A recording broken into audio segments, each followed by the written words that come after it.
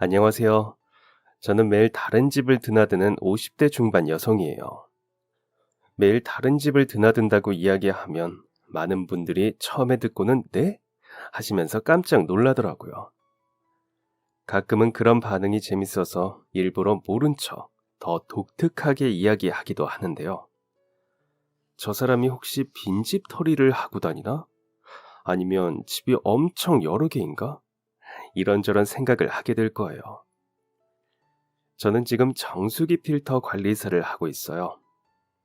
요즘은 대부분의 집이 생수를 사 먹거나 물을 끓여 먹는 대신 정수기를 사용하죠. 셀프로 필터를 바꾸고 청소하는 분들도 꽤 있는 것 같은데 아마 대부분은 직원분이 와서 관리를 해줄 거예요. 그게 바로 제가 하는 일인데요. 매일, 아니 하루에도 몇 번씩 다른 사람이 사는 집을 방문해서 정수기의 필터를 바꾸고 내부를 청소해주는 일을 하고 있어요. 하루에도 몇 번씩이나 다른 사람 집을 돌아다니다 보면 별의별 일이 참 많아요. 세상에는 정말 다양한 사람이 있는지를 알 기회죠. 어떤 집은 대궐처럼 크고 넓기도 하고 또 어딘가는 너무 좁아 정수기를 청소하면서 물을 뺀 통을 내려둘 곳도 없어서 당황스러울 때도 있어요. 비싸고 고급스러운 사장님, 사모님들이 사는 곳도 있고 이제 막 사회생활을 시작한 풋풋한 청년들도 있어요. 가끔은 부모님이 자리를 비우셔서 제가 방문하자 놀라서 막 어딘가로 전화하면서 어떻게 할지 몰라 당황하는 어린 친구들도 있는데요. 또 어떤 집은 귀여운 강아지가 먼저 달려나와 반겨주기도 하고 어린아이들이 저를 보고 신기해서 옆에서 초롱초롱한 눈으로 쳐다보고 있기도 해요.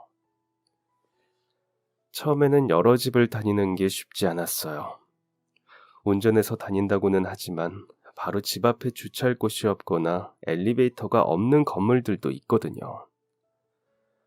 그럴 때면 하루 종일 계단을 오르내리고 좁은 골목이나 언덕 위까지 걸어 다니면서 다리가 퉁퉁 부어 밤새 끙끙 앓기도 했어요. 그래도 제가 열심히 하면 수입도 나쁘지 않고 여러 집을 다니면서 재밌는 일들도 많아요. 사람들이랑 이야기 나누는 것도 꽤 좋아하는 편이고요. 사실 저는 지금의 나이쯤이 되면 적당히 은퇴 준비를 하면서 조금은 여유롭게 살지 않을까 하는 기대를 했어요. 예전보다는 조금 더 편하게 살 수 있지 않을까 했던 거죠. 아이들도 대학에 갔을 테고, 그러고 나면 돈이 크게 들어갈 일은 없으니 악착같이 일을 다니지 않아도 되지 않을까 했던 거죠.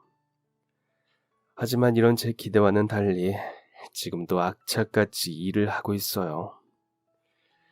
제 몸이 힘든 걸 견디면서 이렇게까지 열심히 일을 하는 이유는 제가 어머니를 모시고 있기 때문이에요.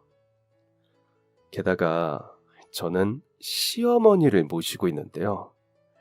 이야기를 들으면 다들 깜짝 놀라더라고요. 친정엄마랑 같이 사는 것도 힘든데 어떻게 시어머니를 모시냐면서 말이죠. 아무래도 시댁이나 고부 갈등이라는 게 주변에서 늘 말이 많은 만큼 쉽게 이해하기 어려울 수도 있어요. 하지만 저는 결혼할 때부터 저희 시어머니랑 사이가 무척 좋았어요. 제가 어머니에게 잘해드리는 이유는 그동안 저를 아주 많이 예뻐해 주셔서도 있지만 지금까지 살아온 삶이 너무 기구하기 때문이에요. 어머니가 지금까지 지나온 삶을 들어보면 아, 정말 눈물 없이는 들을 수가 없거든요. 어떻게 삶이 이렇게나 순탄하지 못한지 세상살이가 참 힘들었겠다는 생각이 드는데요. 그런 어머니의 과거를 생각하면 제가 많이 보듬어 드려야겠다 싶은 생각이 들어요. 또 제 삶 역시 어머니와 비슷한 부분이 많기 때문에 서로 보듬어주며 지내기도 하고요. 와, 남편이 엎드려 절해야겠네 라는 이야기도 참 많이 들어요. 어떻게 이런 아내 며느리를 얻었을지 남편이 전생에 나라를 구했나 보다 하는 말도 엄청 많이 듣고요. 특히나 요즘은 시부모님 모시고 사는 집이 예전보다 많이 없잖아요. 그래서 자꾸만 더 대단하다고 하는 것 같아요. 아무튼 다시 남편 이야기를 하자면 엎드려 절을 하고 꽃가마를 태우거나 저를 업고 다녀도 모자랄 판에 어머니만 맡긴 채 본인은 떠났어요. 이혼했거나 집이라도 나갔나 궁금하실 텐데 남편은 사실 몇 년 전 세상을 떠났어요. 따로 지병이 있었다거나 하지도 않았어요. 남편은 어머니랑 같이 쌀집을 운영했는데 배달도 직접 다닐 정도로 아주 건강한 사람이었어요.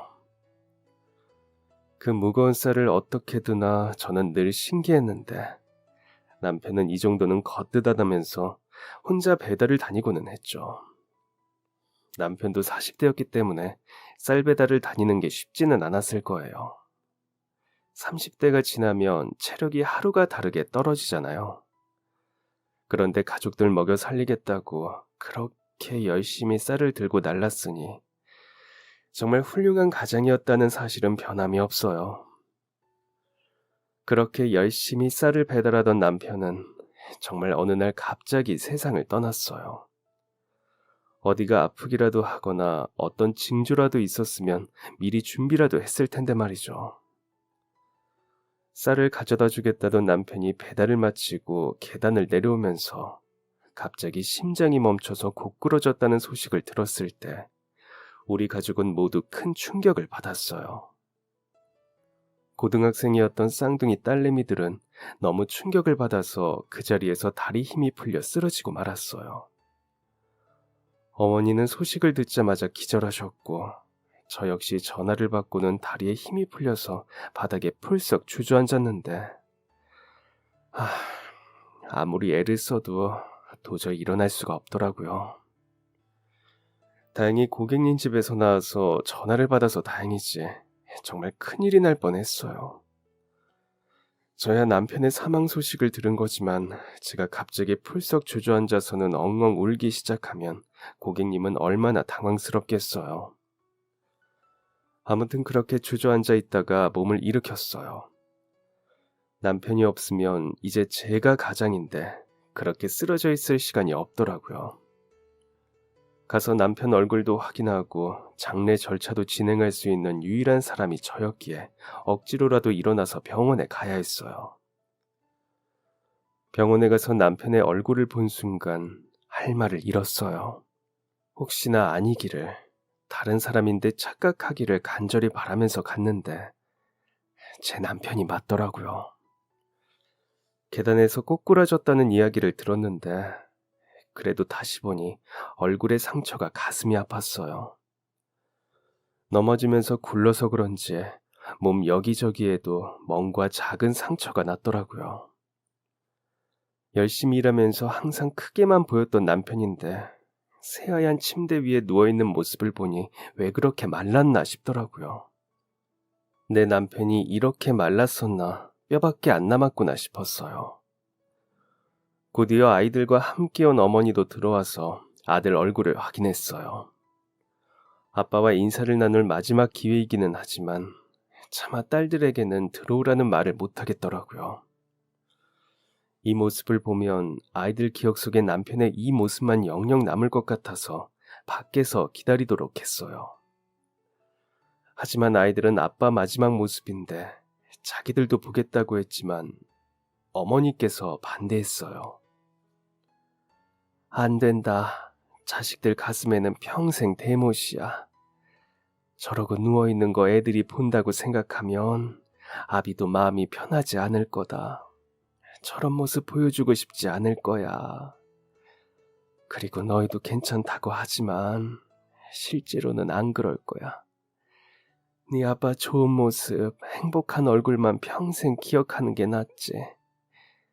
아빠 지금 모습 본다고 꼭 마지막 인사는 아니야. 네 아빠는 지금도 어딘가에서 보고 있을 거니까 인사는 밖에서 해도 충분하다. 그 말을 하는 어머니 속은 어땠을까요? 저는 남편을 잃었지만 어머니는 자식을 잃었으니 세상이 무너진 것처럼 느껴질 것 같아요. 어떤 부모가 내 자식이 나보다 짧게 살 거라고 생각하겠어요. 자식을 앞세운 부모의 마음이 어떨지 감히 예상도 되지 않았죠. 어머니의 삶은 참으로 기구한데 자식뿐만 아니라 남편분도 일찍 돌아가셨거든요. 어머니의 남편, 저에게는 아마도 시아버지가 되었겠죠. 시아버님은 제가 결혼을 하기도 전에 돌아가셨어요. 사실 그것보다 훨씬 더 아주 오래전이죠. 어머니가 결혼한 지 얼마 되지 않아 어린 아들을 두고 세상을 떠나셨거든요. 어머니가 출산한 지 일주일도 되지 않아서 시아버지는 밭에서 일을 하다가 갑자기 쓰러지셔서 세상을 떠나셨어요. 남편이 이제 막 태어난 아들을 두고 세상을 떠났으니 어머니는 마음 편히 누워있을 수 없었어요. 아이를 보고 세상을 떠난 남편 대신 시부모님을 도와서 밭일을 했죠. 그 당시 시부모님과 함께 살고 있던 어머니는 그래도 시댁 어른들로부터 도움을 받을 수 있었어요. 남편이 세상을 떠났지만 그래도 손주를 낳은 며느리라 쫓겨나지 않을 수 있었죠. 낮에는 시어머니가 손주를 봐주고 어머니는 밭에서 시아버지를 도와 일을 했어요. 저녁이 되면 또 아이를 돌보고 새벽같이 일어나 시부모님 밥상을 차리고 이른 아침 또 일을 나갔죠. 어린 아들을 남기고 남편이 먼저 세상을 떠난 것만으로도 어머니의 인생은 매우 안타까웠어요. 저도 쌍둥이들을 키우면서 어머니랑 남편이 없었다면 혼자 어떻게 했을까 싶었거든요. 거기에 어머니는 고부 갈등이 심해서 시집살이도 아주 호되게 했어요. 시골집에서 시부모님을 모시면서 하루도 마음 편할 날이 없었다고 해요. 특히 어머님의 시어머니가 꽤 고약했었나 봐요. 아침부터 저녁까지 끝없이 이어지는 잔소리에 어머니는 가끔 숨을 쉴 수 없을 것 같았다고 해요. 하지만 어쩌겠어요. 그 당시 여자 혼자 아이를 키우는 것은 큰 결심이 필요했을 거예요. 시골에서 밭일만 하던 어머니가 혼자 나가서 살려고 해도 쉽지 않았을 텐데 거기에 젖먹이 아기까지 있다면 얼마나 더 힘들었었겠어요. 그래도 따뜻한 집이 있고 아이를 봐줄 사람이 있으니 좀 참자는 생각으로 어머니는 날마다 버텼어요. 그나마 시아버님은 어머니를 살뜰하게 챙겨주셨어요. 어린 나이에 시집와서 남편도 저렇게 갑자기 세상을 떠나고 혼자서 애 키우느라 고생이 많다고 가엾게 여기면서 보듬어 주셨다고 해요. 묵묵하게 자신을 챙겨주는 시아버지 덕분에 어머니는 힘든 고부 갈등도 시댁의 생활도 다 버틸 수 있었어요. 아버님은 모두의 기둥 같은 존재였다고 해요. 워낙 사업수완이 좋아서 가지고 있는 밭 외에도 장에서 물건도 꽤 잘 파셨다고 하더라고요. 그래서 할아버님이 살아계실 동안은 집안 살림이 빠듯하기는 했어도 부족하지는 않았다고 했어요. 또 아내에게 굉장히 다정하고 잘하는 분이라 시어머님이 하시는 말씀은 하는 척이라도 했다고 하더라고요. 시어머니 앞에서는 그 말을 잘 따르고 한편으로는 어머님을 딸자식처럼 챙겼어요. 어머니는 시아버지를 도와 장에 다니면서 장사하는 법을 배웠다고 하는데요. 장사에 관한 이런저런 것들을 많이 알려주시고 가끔은 시어머니의 잔소리를 피해서 몰래 둘이 시장에서 국수도 사 먹고 맛있는 거니까 몰래 먹으라며 옥춘을 챙겨주기도 했다고 해요. 그렇게 시할아버지가 계신 동안에는 집안이 나름 평화로웠어요. 하지만 연세가 많으셨던 터라 조금씩 힘을 잃고 시름시름 앓기 시작하시더니 마지막 1년은 꼬박 병상에 누워 계셨다고 해요. 시할머님은 남편을 살리려고 귀하다는 홍삼을 사오고 유명한 한의사들을 만나 약을 지어왔지만 그 어떤 것도 효과가 없었다고 하더라고요. 결국 시할아버지가 병상에 누워있는 동안 집안 살림은 조금씩 기울기 시작했어요. 어머니 혼자 일을 해서 장에 나가 돈을 버는 것에도 한계가 있었거든요. 시할머니는 아픈 남편 곁에서 떨어지지를 않았고요. 그러다 결국 아이들이 이제 막 두 돌이 되었을 때 시할아버지는 결국 세상을 떠났어요. 시할머니도 어머니도 모두 상심과 충격이 컸었죠. 집안의 기둥이던 시할아버지가 돌아가신 후 문제는 한둘이 아니었어요. 우선 시할머니의 마음의 병이 깊어 아무것도 하지 않고 몇 날 며칠을 방에만 계셨다고 해요. 그리고 생계를 유지하는데 가장 큰 역할을 하던 시할아버지가 돌아가셨으니 당장 가족들이 먹고 살 걱정도 컸어요. 시할머니는 마음의 병이라는 이유로 아무것도 하지 않고 있어 아이를 맡길 수도 없었어요. 그래서 어머니는 혼자서 아이를 돌보면서 밭에 나가 일을 하고 그걸 장에 가서 팔았어요. 하지만 아기를 돌보면서 일을 하는 것도 한계가 있었기에 살림살이는 크게 나아지지 않았어요. 1년 사이 집은 아주 어려워졌어요. 정말 돈이 없어서 이웃집에서 쌀을 얻어와야 할 정도였죠. 시할머니는 집안 살림이 어려워진 것을 어머니 탓을 하기 시작했어요. 네가 무능한 탓에 그렇다고 다 너 때문이라며 비난했죠. 어머니는 어떻게든 아이 밥은 굶기지 않으려고 애를 썼지만 그것마저도 쉽지 않았어요. 그러더니 시어머니는 급기야 아이를 부잣집에 보내자고 했어요. 저기 부잣집에 애가 없어서 고생이라더라. 우리 손주가 탐이 난다고 하던데 아이 데려다 주면 돈도 많은 집이니까 잘 키울 거다. 애 주면 고맙다고 우리한테 보상도 넉넉히 한다고 하더구나. 능력도 없으면서 자식 키우는 거 그거 욕심일 수도 있다 너. 잘 생각해. 너도 살고 우리 손주도 살고 나도 사는 길이 뭔지. 그러니까 괜히 고집 부리지 말고 애한테 뭐가 더 최선인지를 생각해라. 나라면 이 상황에서 내 애라고 꾸역꾸역 어거지로 안 키워.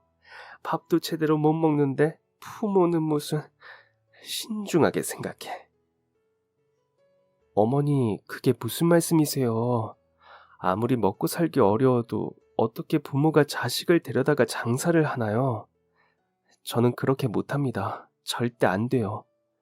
애 밥 굶기지 않게 제가 어떻게든 더 노력해 볼 테니까 다시는 그런 소리 하지 마세요. 그 후 어머니는 이 악물고 아이를 키우기 위해서 몸이 부서져라 일을 했어요. 아무것도 안 하는 시어머니 대신 이웃집 문을 두드려서 아이를 맡기고 장에 나가서 돈을 벌었죠. 그렇게 혼자서 발을 동동 굴러가면서 일을 했고 겨우겨우 자식 밥은 굶기지 않을 정도로 돈을 벌 수 있었어요. 그렇게 힘겹게 아이를 키웠고 몇 해 후 시할머니 역시 결국 세상을 떠났어요. 시어머니에게 모진 시집살이를 제대로 경험한 이후 자신은 나중에 며느리가 들어오면 꼭 잘해주겠다고 결심했다고 해요. 그래서 며느리인 제가 들어왔을 때 무척 잘해주셨어요. 저도 어머니도 애교 있고 살가운 성격은 아니다 보니 낯간지런 말을 하거나 엄마와 딸처럼 친근하지는 않았지만 서로에게 힘든 일이 있을 때 묵묵히 도와주고 한쪽이 지친 것 같을 때는 그 자리를 묵묵하게 채워주는 그런 관계였어요. 제가 힘든 일이 있을 때면 어디선가 나타나서 묵묵하게 곁을 지켜주시는 어머니가 계셨기에 저도 육아부터 일까지 많은 힘든 난관을 버틸 수 있었죠. 아픈 시어머니를 모시게 된 것도 그런 이유였어요. 결혼할 때부터 어머니랑 떨어져 사는 건 생각해 본 적도 없었고 아프다고 해서 그 상황이 달라지지는 않았어요. 요양원을 생각할 수도 있었지만 그래도 다른 사람에게 맡기는 것보다는 제가 직접 돌보는 게 마음이 훨씬 편하더라고요. 남편이 세상을 떠난 후에도 버틸 수 있었던 것은 역시나 어머니 덕분이었어요. 갑자기 혼자서 딸 둘을 키워야 한다니 앞이 막막했는데 어머니가 힘을 주셨거든요.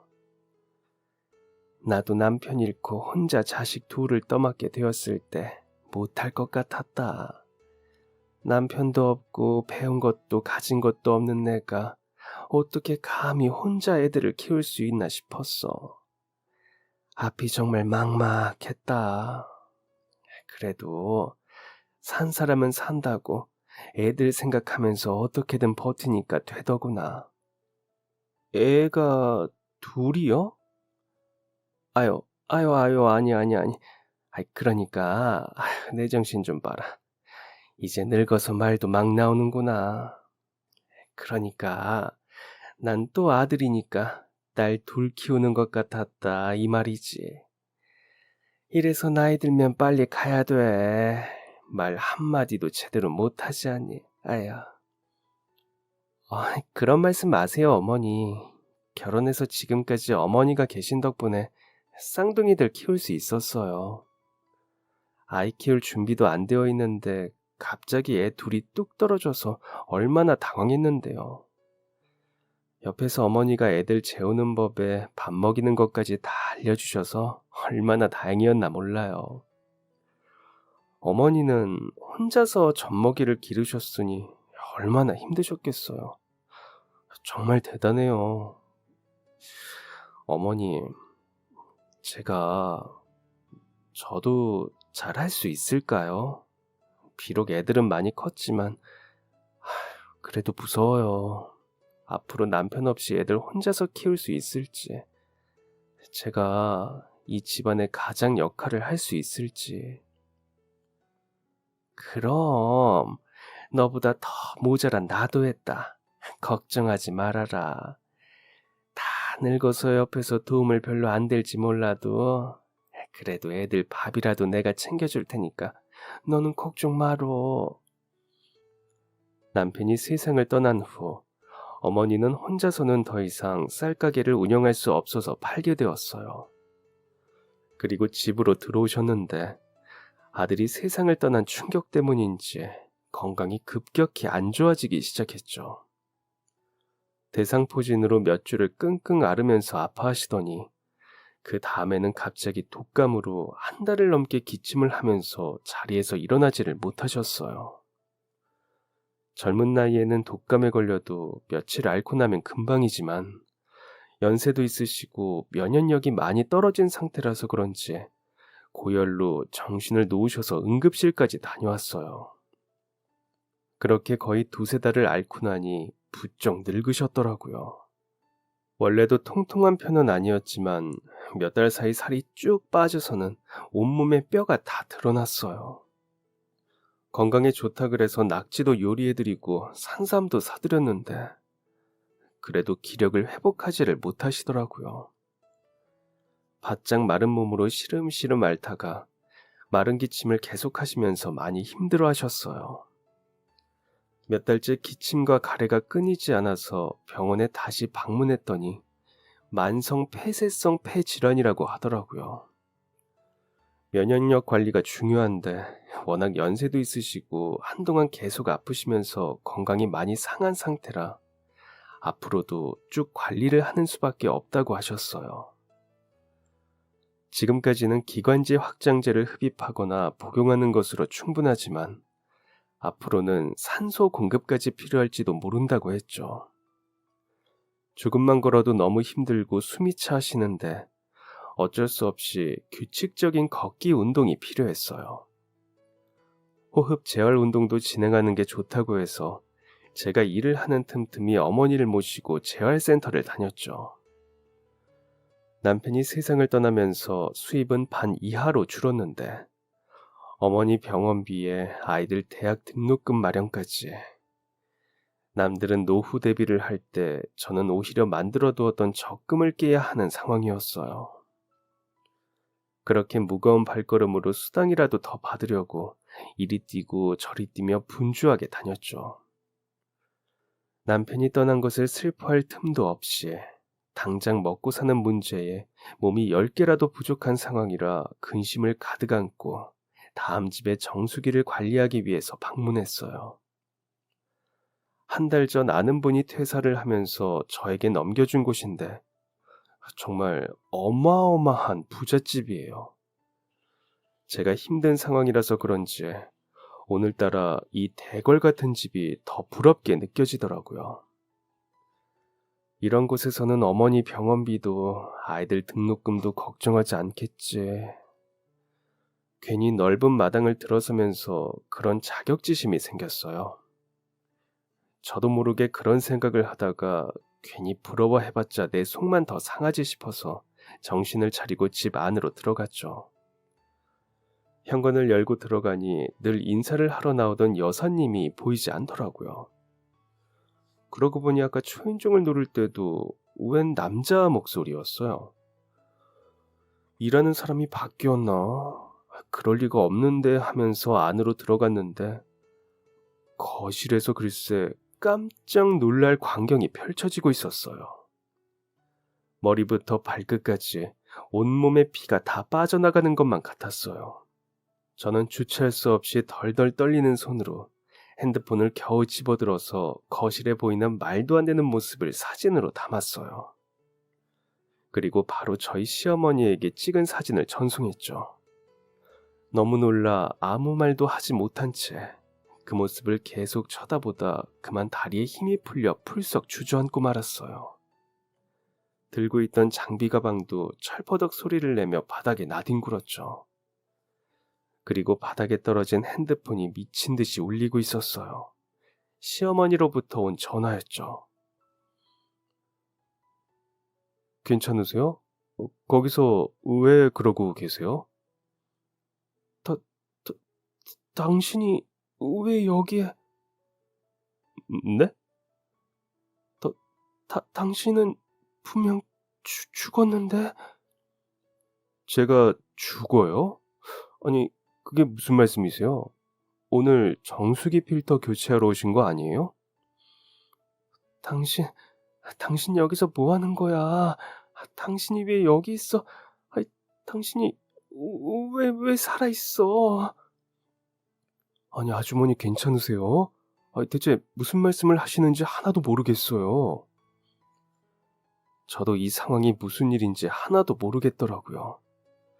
분명 제 앞에서 거실에 앉아 텔레비전을 보고 있던 사람은 세상을 떠났다고 생각한 제 남편이었어요. 정면에서 얼굴을 봐도 제 남편이었죠. 머리 스타일이나 옷차림이 묘하게 달랐지만 제 남편과 똑같은 얼굴을 하고 있었어요.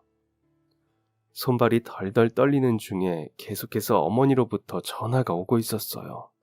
남편과 똑같은 얼굴을 한 사람은 제게 가까이 다가오더니 핸드폰을 주어서 자기가 받았어요. 여보세요? 예, 여보세요? 네. 정수기 교체하시는 분 어머니 되세요? 핸드폰에 어머니라고 이름이 뜨던데. 지금 거기가 어디예요? 제가 지금 갈게요. 그러시겠어요? 이분 자꾸 이상한 말도 하시는데 빨리 오셔야 할 것 같아요. 그 사람은 주소를 알려주고는 전화를 끊더니 저에게 핸드폰을 넘겨주면서 약간은 두려우면서 걱정이 되는 표정으로 저를 쳐다봤어요. 그리고 가까이에서 봐도 영락없는 제 남편 얼굴이었죠. 저는 다리를 꼬집어보고 눈을 벅벅 비빈 다음에 다시 그 사람을 봤어요. 이건 꿈이 아니더라고요. 괜찮으세요? 어디 몸이 안 좋으신 거예요? 자꾸 이상한 소리도 하시고. 잠시만요. 저는 급하게 핸드폰을 들고 남편의 사진을 찾았어요. 그리고 그 사람에게 남편의 사진을 보여주었죠. 그는 사진을 보더니 꽤 큰 충격을 받은 얼굴이었어요. 아니, 이게 대체 뭡니까? 이게 무슨 사진이죠? 당신은 대체 누구예요? 이거 사진 뭐 합성 같은 겁니까? 아니에요. 그 사람은 제 남편이에요. 지난해 세상을 떠난 제 남편, 애들 아빠예요. 이 사람이 당신 남편이라고요? 저랑 얼굴이 완전 똑같이 생겼는데. 그쵸? 그래서 저도 지금 너무 놀랐어요. 어떻게 이런 일에... 남편에게는 형제가 있다는 말도 들은 적이 없는데. 이럴 수가... 어떻게 이렇게 똑같이 이거 제 사진이라고 해도 믿겠어요? 이럴 수가. 저도 형제가 있다는 말을 들은 적 없습니다. 저희 부모님들은 두 분 다 돌아가셔서 이거 물어볼 것도 없네요. 아, 그 대신 대신이요? 제가 입양되었다는 이야기는 성인이 된 후 이야기해 주시더군요. 헌혈하려고 혈액형 검사를 했는데 두 분에게서 나올 수 없는 유형이었거든요. 이상하다고 생각해서 물어보니 제가 어릴 때 입양했다고 하시더군요. 부모님이 저를 두고 가서 보육원에서 입양했다고. 그렇게만 말씀하셨는데 어쩌면 저한테 형제라도 있던 게 아닐까요? 모르겠어요. 남편은 한 번도 형제 이야기를 한 적이 없고 저희 어머니도 한 번도. 어머니요? 혹시 방금 전화하신 그분 말인가요? 네, 그분이 제 시어머니예요. 그러니까 저희 남편의 어머니인 거죠. 그렇다는 건 그분이 혹시 이분이 혹시 제 형제라면 지금 오시는 그분이 제 어머니일 수도 있다는 건가요? 그럴지도요. 아니 정확히는 잘 모르겠어요. 지금 이 상황이 다 너무 복잡해서 우선 어머니가 오셔야 알 수 있을 것 같아요. 어머니 역시 남편 말고 다른 자식에 대해서는 이야기하신 적이 없었거든요. 그러고 보니까 전에 한번. 전에 어떤 일이 있었나요? 이전에 어머니께서 말씀하시던 중 무심결에 애들이라고 표현하신 적이 있었어요. 그때는 남편이 세상을 떠난 지 얼마 되지 않았을 때라 그냥 어머니가 너무 정신이 없으셔서 잘못 말씀하신 거라고 생각했는데 어쩌면 어머니가 그동안 말씀하시지 않았던 무언가가 있을지도 모르겠네요. 그러면 우선 어머니가 오실 때까지 기다려 봐야겠군요. 일단 여기 자리로 좀 앉으시죠. 저는 그분의 부축을 받아서 소파에 가서 앉았어요. 최근 오랜 중국 출장을 마치고 집으로 왔고 오랜만에 편하게 쉬고 싶어서 일하는 분들도 모두 휴가를 주었다고 하더라고요. 늘 나와서 인사를 하며 저를 안내해 주던 여사님이 보이지 않는 것도 그 때문이었어요. 부인은 오랜만에 친정에 갔다고 하고 자기 혼자 집을 지키며 텔레비전을 보면서 휴식을 취하고 있었다고 해요. 저희는 어머니가 오시는 사이 이런저런 이야기들을 나누면서 기다렸어요. 그리고 잠시 후 현관에서 어머니가 초인종을 누르는 게 보였어요. 얼마나 급하게 오셨는지 숨을 크게 헐떡이고 계시더라고요. 숨 쉬는 것도 힘들어 하시는 분이 막 달려왔을 것을 생각하니 제가 너무 놀라게 해드렸나 아차 싶더라고요. 그래서 자리에서 일어나 마당으로 어머니를 모시러 달려갔어요. 마당으로 나가보니 어머니는 얼굴이 온통 눈물 범벅이 된 채 헐떡이는 숨을 몰아쉬면서 억지로 힘을 내서 빠르게 오고 계시더라고요. 그분 역시 밖으로 뛰어나왔는데 어머니는 얼굴을 보더니 그 자리에서 애구머니나 하면서 그대로 주저앉았어요. 순간 넘어지시는 줄 알고 저희 두 사람이 달려가서 부축했죠. 어머니는 가까이 다가온 자기 아들과 똑 닮은 얼굴을 한 그 사람을 하염없이 쳐다봤어요. 금방이라도 얼굴이 뚫어질 것처럼 쳐다보셨죠. 그러더니 얼굴을 쓰다듬으면서 막 울기 시작하셨어요. 아이고, 내가 잘못했다. 내가 정말 미안하다. 아유, 내 아들. 내가 미안해. 다 내 탓이다. 내가 죄야, 내가. 땅을 치며 마구 우는 어머니를 겨우 말려서 집 안으로 모셨어요. 어머니는 소파에 앉으시면서도 계속해서 자기 가슴을 마구 내려치면서 우셨죠. 내가 몹쓸 짓을 했어. 내가. 아휴. 어머니, 대체 이게 다 무슨 상황이에요? 나도 몰랐다. 나도 내 아들이 살아있을 줄 몰랐어. 나도 정말 정말 몰랐어. 알았다면 내가 키웠을 거야. 정말이야. 제가 그쪽 분의 아들이 맞나요? 어머니는 한참을 울다가 겨우 호흡을 가다듬고 이야기를 하기 시작하셨어요. 남편 먼저 떠나보내고 시아버지까지 세상 떠나고 그 후 우리 집은 급격히 어려워졌어. 사실 난 얼굴이 똑 닮은 쌍둥이 형제를 낳았단다. 사람들이 일란성 쌍둥이라고 하더구나. 아무튼 그렇게 아들 둘을 낳았는데 남편도 없지. 그동안 집안 살림 담당하던 시아버님도 안 계시지. 당장 입에 풀칠하기도 어려운 마당이었어. 그 와중에 시어머니는 애 보는 것도 도와줄 생각이 없으시고 그렇다고 일을 나가시지도 않았지. 그래서 나 혼자 애를 여기저기 맡기면서 밭에서 일을 하고 돈을 벌러 다녔다. 그렇게 열심히 일해도 수입이 없는 날도 있었고 쌀 돈이 없을 때도 있었어. 그런 날은 이웃집에 동냥을 해서 겨우 쌀을 빌리기도 했다. 그리고 남은 쌀을 박박 긁어 물을 한 솥 가득 넣고 죽도 미음도 아닌 거의 쌀뜨물을 만들어서 먹었지. 그렇게라도 니들 밥을 먹이려고 애썼는데 그렇게 영양가 없는 것만 먹다 보니 한참 클 나이인 어린 너희는 늘 배가 고파 울었어. 그때가 아마 3살이 되기 전이었을 거야. 그날 밤은 배고프다고 소리도 안 하고 왜 하나가 너무 조용하더구나.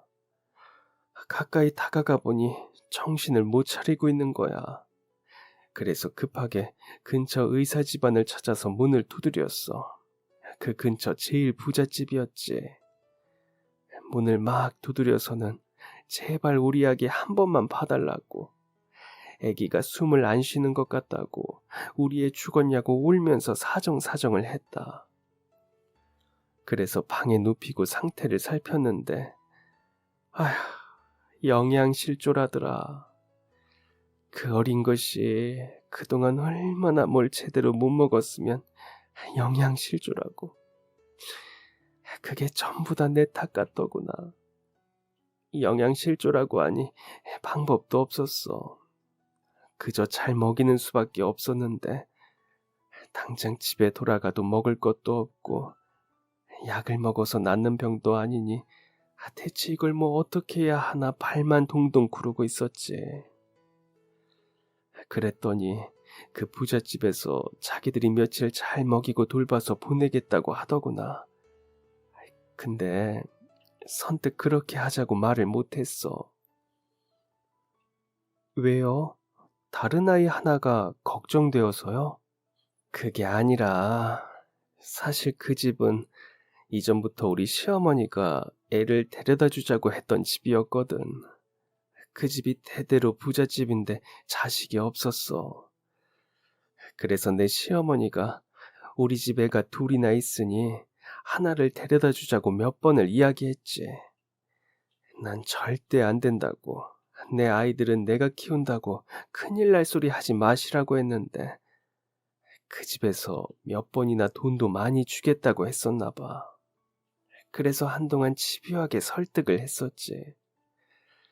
아픈 애 돌봐준다고 하니 고맙다고 당장 맡길 수도 있었지만 앞전에 그런 일들이 있고 하니 마음이 영 불편하더구나. 그래도 선택권이 없었어. 그대로 내가 애를 데리고 갔다가는 저러다 진짜 굶어 죽을 수도 있겠다 싶었거든. 그래서 한 달만 봐달라고 그 이후에 바로 찾으러 오겠다고 약속을 하고 그렇게 두고 나갔어.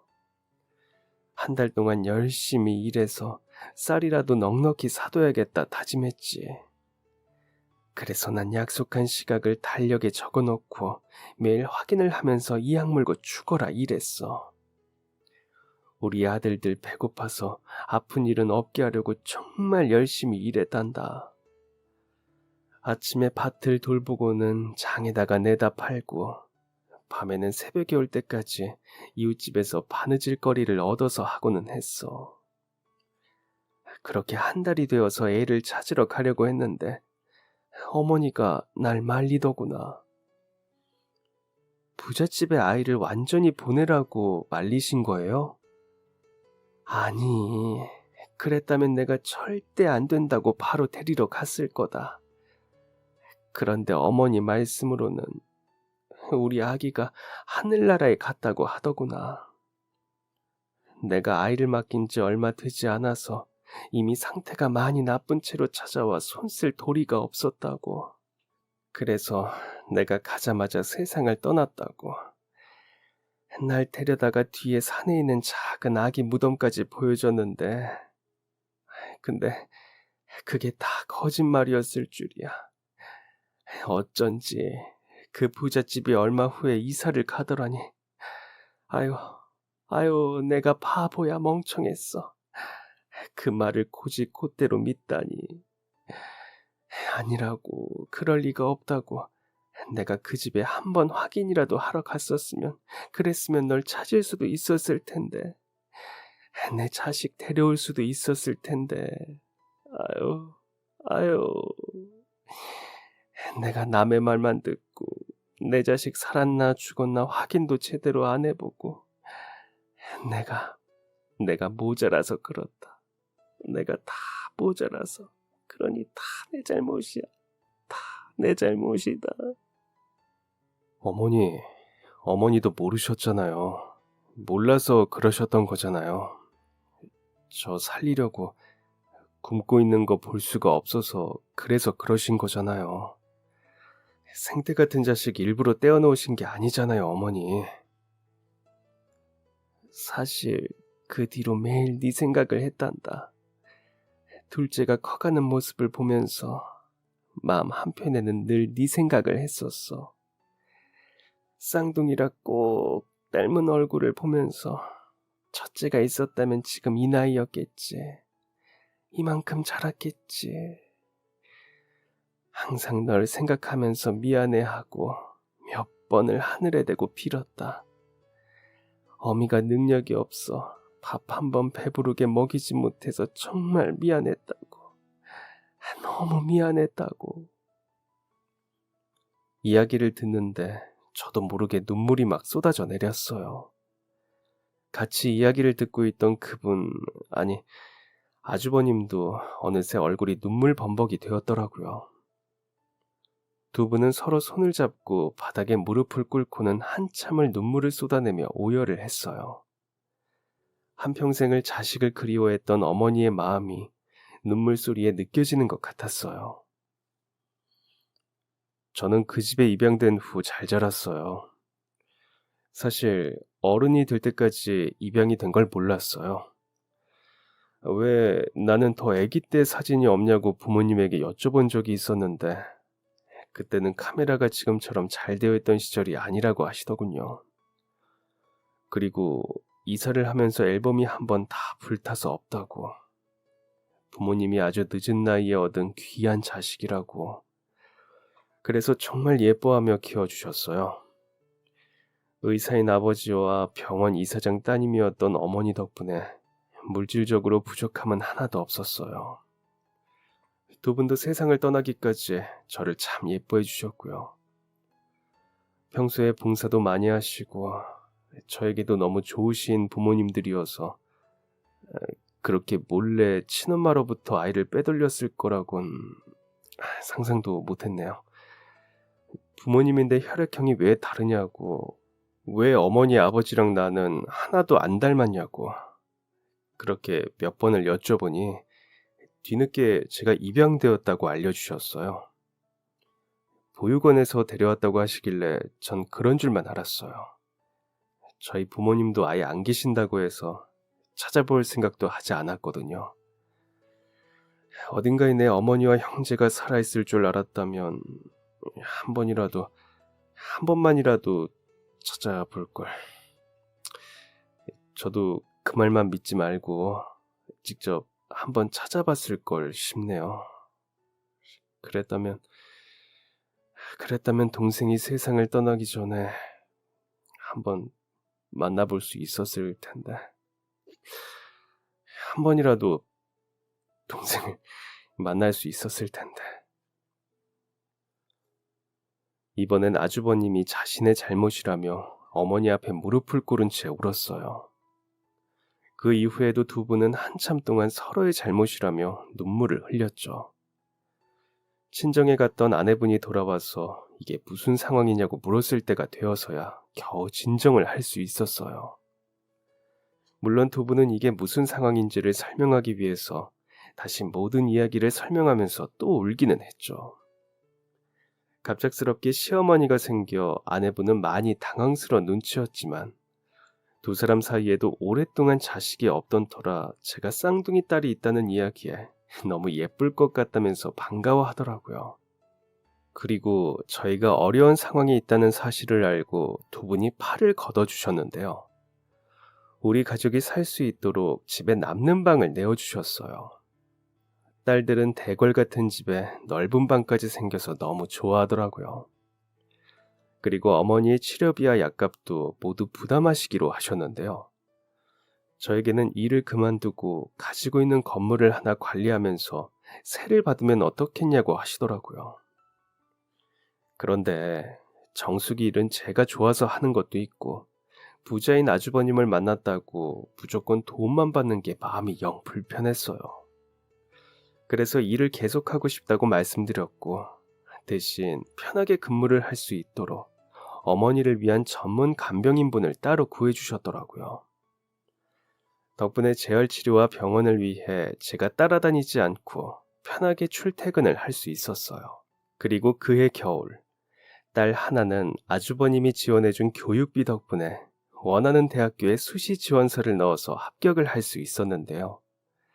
다른 딸도 수능에서 좋은 성적을 받아서 본인이 가고 싶었던 대학에서 정치학을 공부할 수 있게 되었어요. 걱정하던 대학 등록금까지 아주버님과 형님네가 모두 지원을 해주셔서 무사히 입학도 할 수 있었는데요.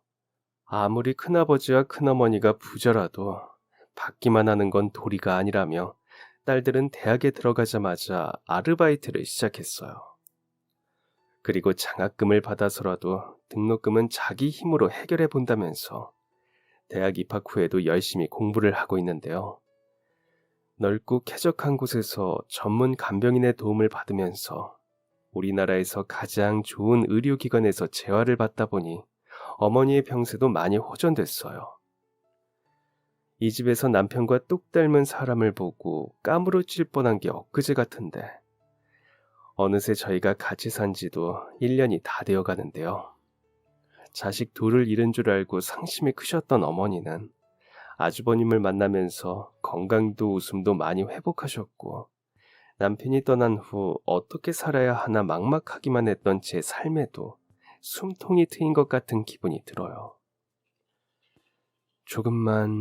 아주 조금만 이 만남이 당겨져서 저희 남편도 자신의 형이 있다는 사실을 알고 형제가 다시 만날 수 있었다면 참 좋겠다는 생각을 종종 하는데요. 지금 여기서는 비록 형을 한 번도 만나보지 못한 채 세상을 떠났지만 하늘 위 어딘가에서는 우리 가족과 형이 다시 만나 잘 지내는 모습을 보면서 뿌듯하게 생각하고 있지 않을까 하는 상상을 해보네요. 그럼 지금까지 사연 들어주셔서 감사합니다. 사연이 재밌으셨다면 구독과 좋아요 부탁드려요. 감사합니다. 안녕히 계세요.